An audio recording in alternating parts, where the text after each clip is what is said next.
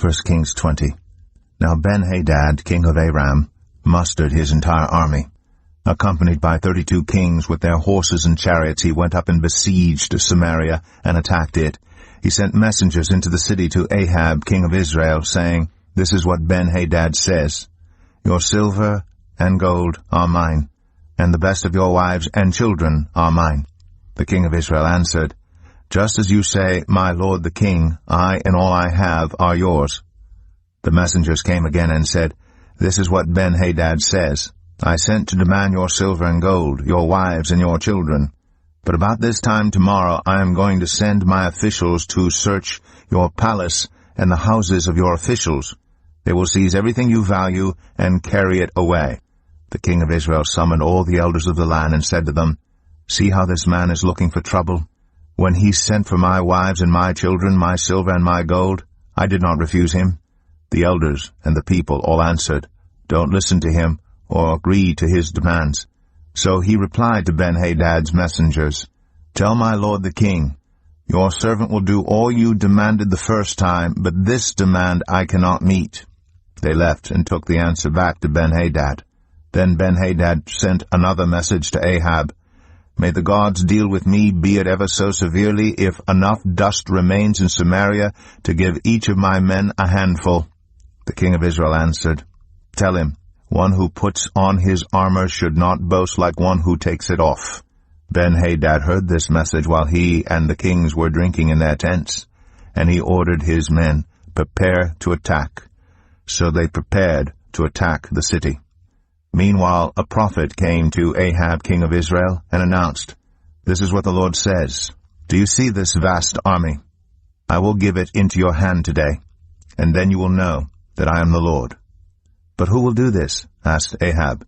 The prophet replied, This is what the Lord says, The junior officers under the provincial commanders will do it. And who will start the battle? He asked. The prophet answered, You will. So Ahab summoned the 232 junior officers under the provincial commanders. Then he assembled the rest of the Israelites, 7,000 in all. They set out at noon, while Ben-Hadad and the 32 kings allied with him were in their tents getting drunk. The junior officers under the provincial commanders went out first.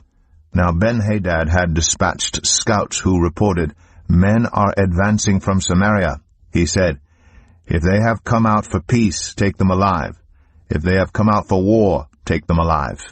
The junior officers under the provincial commanders marched out of the city with the army behind them, and each one struck down his opponent.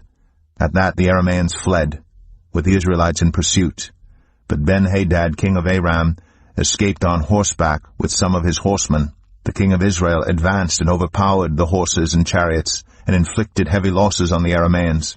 Afterward the prophet came to the king of Israel and said, Strengthen your position, and see what must be done, because next spring the king of Aram will attack you again. Meanwhile the officials of the king of Aram advised him, Their gods are gods of the hills. That is why they were too strong for us. But if we fight them on the plains, surely we will be stronger than they. Do this. Remove all the kings from their commands, and replace them with other officers.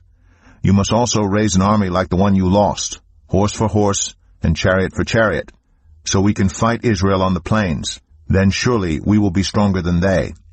He agreed with them and acted accordingly. The next spring Ben-Hadad mustered the Arameans and went up to Aphek to fight against Israel. When the Israelites were also mustered and given provisions, they marched out to meet them. The Israelites camped opposite them like two small flocks of goats, while the Arameans covered the countryside. The man of God came up and told the king of Israel, This is what the Lord says, Because the Arameans think the Lord is a God of the hills and not a God of the valleys, I will deliver this vast army into your hands, and you will know that I am the Lord. For 7 days they camped opposite each other, and on the 7th day the battle was joined. The Israelites inflicted 100,000 casualties on the Aramean foot soldiers in 1 day. The rest of them escaped to the city of Aphek, where the wall collapsed on 27,000 of them. And Ben-Hadad fled to the city and hid in an inner room. His officials said to him, Look, we have heard that the kings of Israel are merciful. Let us go to the king of Israel with sackcloth around our waists and ropes around our heads. Perhaps he will spare your life. Wearing sackcloth around their waists and ropes around their heads, they went to the king of Israel and said, "Your servant Ben-Hadad says, 'Please let me live.' The king answered, 'Is he still alive?' 'He is my brother.' The men took this as a good sign and were quick to pick up his word. 'Yes, your brother Ben-Hadad,' they said. 'Go and get him,' the king said. When Ben-Hadad came out, Ahab had him come up into his chariot. 'I will return the cities my father took from your father,' Ben-Hadad offered. 'You may set up your own market areas in Damascus, as my father did in Samaria.' Ahab said, 'On the basis of a treaty I will set you free.' So he made a treaty with him and let him go. By the word of the Lord, one of the company of the prophets said to his companion, 'Strike me with your weapon.' But he refused. So the prophet said, 'Because you have not obeyed the Lord, as soon as you leave me, a lion will kill you.' And after the man went away, a lion found him and killed him. The prophet found another man and said, 'Strike me, please.' So the man struck him and wounded him. Then the prophet went and stood by the road waiting for the king. He disguised himself with his headband down over his eyes. As the king passed by, the prophet called out to him, 'Your servant went into the thick of the battle, and someone came to me with a captive and said, "Guard this man. If he is missing, it will be your life for his life, or you must pay a talent of silver." While your servant was busy here and there, the man disappeared. "That is your sentence," the king of Israel said. "You have pronounced it yourself." Then the prophet quickly removed the headband from his eyes, and the king of Israel recognized him as one of the prophets. He said to the king, "This is what the Lord says. You have set free a man I had determined should die. Therefore it is your life for his life, your people for his people." Sullen and angry, the king of Israel went to his palace in Samaria. 1 Kings 21. Sometime later there was an incident involving a vineyard belonging to Naboth the Jezreelite. The vineyard was in Jezreel, close to the palace of Ahab, king of Samaria. Ahab said to Naboth, "Let me have your vineyard to use for a vegetable garden, since it is close to my palace. In exchange I will give you a better vineyard, or, if you prefer, I will pay you whatever it is worth."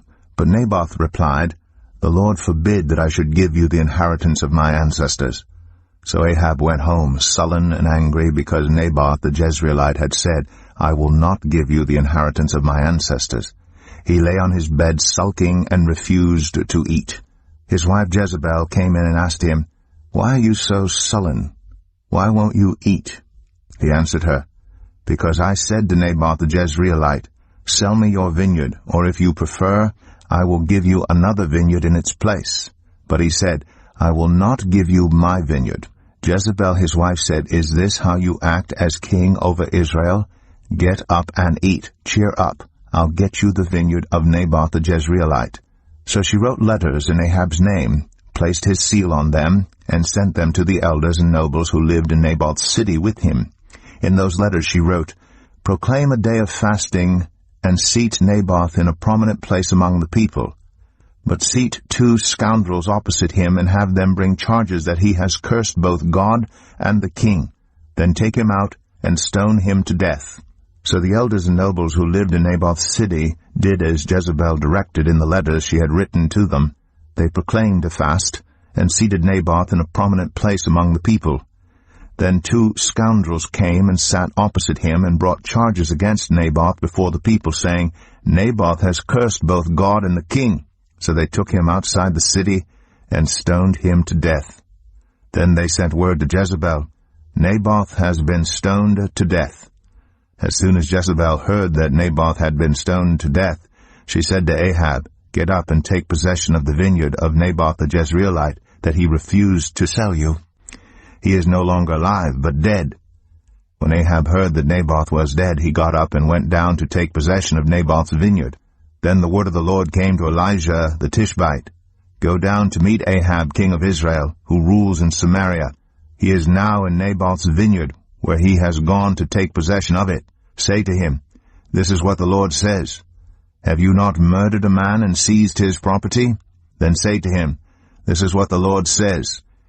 In the place where dogs licked up Naboth's blood, dogs will lick up your blood, yes, yours.'" Ahab said to Elijah, "So you have found me, my enemy." "I have found you," he answered, "because you have sold yourself to do evil in the eyes of the Lord." He says, "I'm going to bring disaster on you. I will wipe out your descendants and cut off from Ahab every last male in Israel, slave or free. I will make your house like that of Jeroboam son of Nebat, and that of Baasha son of Ahijah, because you have aroused my anger and have caused Israel to sin." And also concerning Jezebel, the Lord says, "Dogs will devour Jezebel by the wall of Jezreel. Dogs will eat those belonging to Ahab who die in the city, and the birds will feed on those who die in the country." There was never anyone like Ahab, who sold himself to do evil in the eyes of the Lord, urged on by Jezebel his wife. He behaved in the vilest manner by going after idols, like the Amorites the Lord drove out before Israel. When Ahab heard these words, he tore his clothes, put on sackcloth, and fasted. He lay in sackcloth and went around meekly. Then the word of the Lord came to Elijah the Tishbite. "Have you noticed how Ahab has humbled himself before me? Because he has humbled himself, I will not bring this disaster in his day, but I will bring it on his house in the days of his son."